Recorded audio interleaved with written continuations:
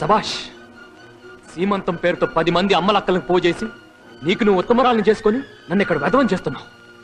చూడు, నువ్వేదో పెద్ద భూలోక రంభవని, ఎలాగైనా నీ పక్కలో పడుకోవాలి నిన్ను మోసం చేసి పెళ్లి చేసుకోలేదు.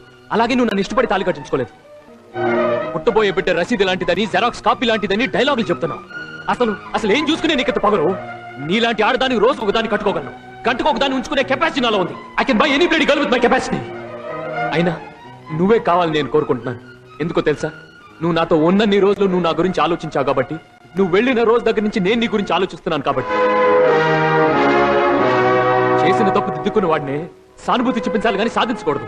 నిజంగా నిన్ను నాశనం చేయాలనుకునే వాడినైతే ఇప్పటికిప్పుడు వేరే పెళ్లి చేసుకుని నీ కడుపులో ఉన్న బిడ్డకు నేను తండ్రి కాదు అని ఒక్క ముక్క చెప్తే చాలు.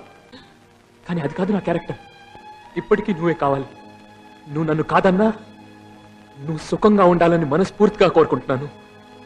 God bless you.